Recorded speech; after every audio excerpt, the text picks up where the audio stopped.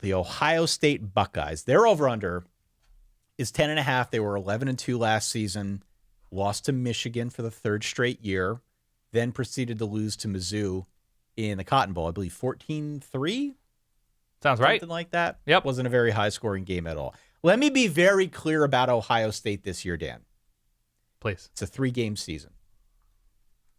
It's a 3-game season for the Buckeyes. They're at Oregon on October the 12th. They're at Penn State on November the 2nd. They're home against Michigan to close out the season. 3-game schedule. All 3 of those games are huge. But that Michigan game has effectively driven Ohio State people crazy now for 3 years. And it did so for Ryan Day as well. This offseason, he basically took no prisoners in trying to end that losing streak. So what did he do? To start, he retained a lot of his own guys, which was, I think, a feat of strength. Yeah. Behind that NIL infrastructure, behind his ability to recruit guys to the program just in general. There were guys who could have gone pro, could have gone elsewhere, but due to the infrastructure in place, talking about guys like Emeka Egbuka, who else? Denzel Burke is probably another guy, et cetera, et cetera. JT Tuimalu, yeah. Of course. His ability to retain those guys is going to be overlooked amid the other stuff that he did this offseason, but it might be the most important thing that he did. So kudos to him for that. What else? Well, they aimed high in the portal. They brought in a handful of true difference makers. They didn't go crazy. They didn't have like 25 guys via the portal, but the guys they got, I think, are going to be impact players. Will Howard, presumably the new quarterback from Kansas State. Quinshon Judkins from Ole Miss at running back. Caleb Downs from Alabama comes over to bolster that defensive backfield at safety. Those are guys who are going to step in and truly make an impact on this roster. And then I think the cake topper, as you mentioned in part 1, the biggest transfer of all might have been luring Chip Kelly away from UCLA. Sure. To come in and run the offense now. They got Chip Kelly after they initially got Bill O'Brien, but then Bill decided he wanted to go back to his native Boston to coach Boston College. You can go back and listen to that ACC preview if you're ever so inclined.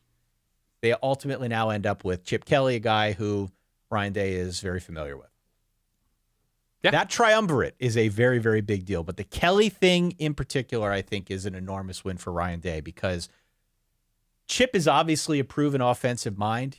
You know he's going to get creative with all these toys that are at his disposal now at Ohio State. But what I really like is his track record for building teams that can run. From the time he started at UCLA, I remember talking about it. We've talked about it a bunch of times now over the last couple of years. From the time he started at UCLA until the time he left, it was like a complete transformation of the running game. UCLA got very physical at the point of attack. Sure. That is not to say there are going to be any kind of massive changes to the scheme at Ohio State. It's going to look mostly the same. But I think if anybody can reverse the trend that we saw last season of struggles in short yardage and red zone situations, it's Chip Kelly, man. I agree. They hired the right guy for this project.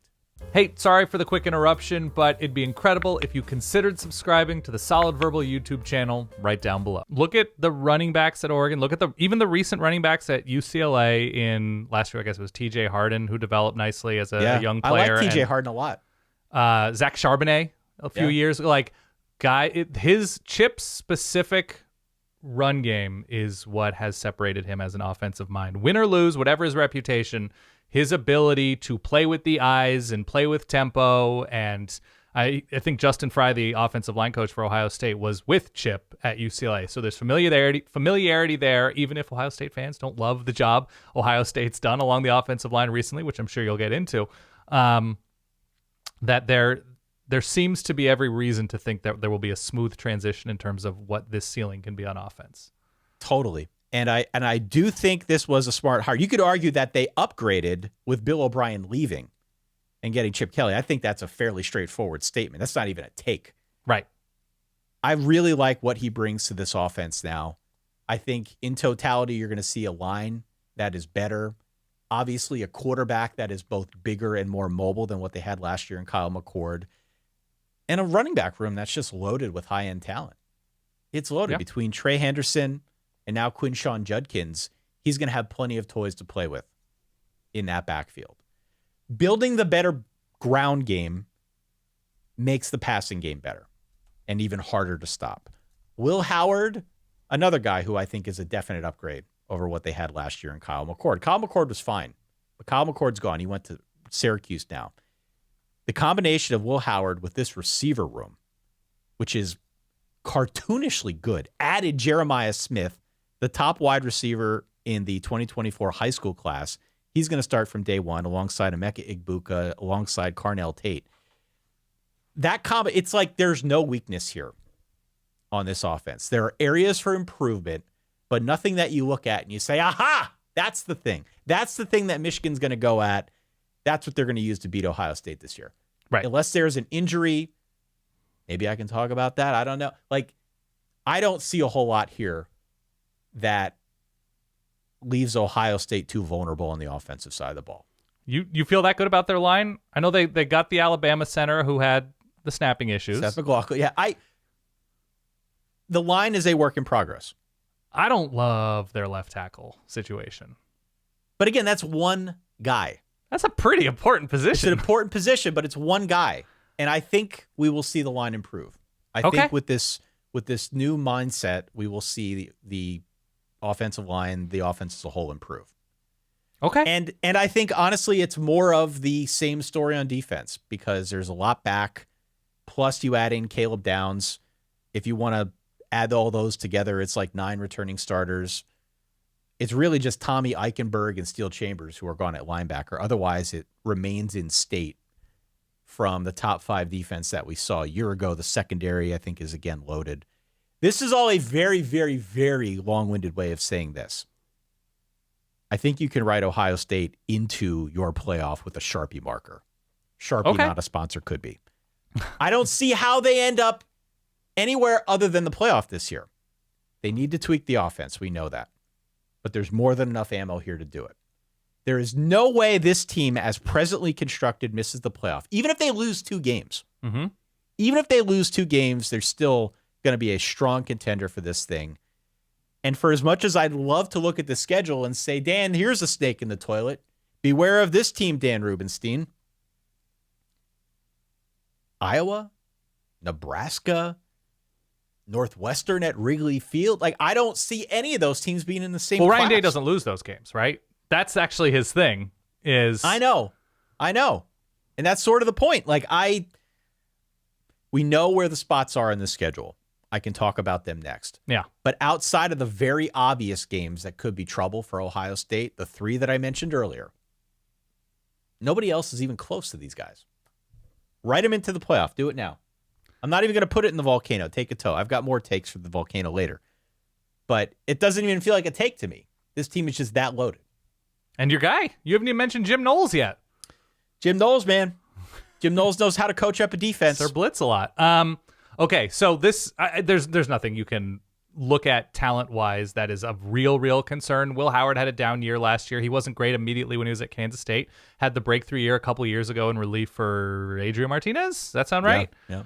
At Kansas State. And really fun offense. Guys develop there nicely and will be even more loaded around him, depending on what this offensive line looks like still, right? You can only overcome so much if the line in front of you is average or below average. You can only overcome so much, but again, what have they done by getting Will Howard? They've gotten a guy who's bigger and who's more mobile. Sure. And so if there are some issues along the line in pass protection, let's say, you can put him on the move. Chip's done that in the past. We've seen Chip knows how to do that more than anybody. Obviously, this would come out in the run game if you've got issues up front again, if they're the short yardage and red zone issues like we saw a season ago. But I just feel like with the high-level talent they've got back there and with what else a defense has to contend with, it's hard to pin these guys down. Maybe they're weak along the line, but they're still going to be pretty damn good. I don't see an obvious way for anyone to break through and just shut this offense down. That's just not going to happen. I wonder what, and this is much more about big picture expectations than like, will this hamper them against Iowa or Northwestern or whatever? I wonder what things are like behind the scenes. I wonder what things are like at Ohio State with Ryan Day obviously feeling the pressure. You can look no further than the Lou Holtz stuff from last year. Like, this guy's on edge. this guy is very much on edge. Adding in a big personality in Chip, who I think Ryan Day will happily defer to given their history together. He knows how good Chip is at looking at a defense and game planning. Yeah. But bringing in a couple of the big name transfers, Judkins and Caleb Downs, and knowing that from the second that Mizzou catastrophe of a bowl game for Ohio State ended, that the spotlight, the magnifying glass, whatever you want to say, has never been more powerful on Ohio State and Ryan Day's Ohio State. And I wonder if that sort of energy permeates things behind the scenes, that everybody's on edge. It's a lot of pressure. Yeah. And it wouldn't surprise me if that is the case. And it will definitely be more the case, let's put it this way, if there isn't a breakthrough this year. Yeah. Because it's there for him. It really is. I know it really is. Things seem to be, from afar, pretty acrimonious with Quinshon Judkins leaving Ole Miss and the way that all went down. Hopefully for his sake in Ohio State, this is just a beautiful new home for everybody. But, there are things like that I'm paying attention to.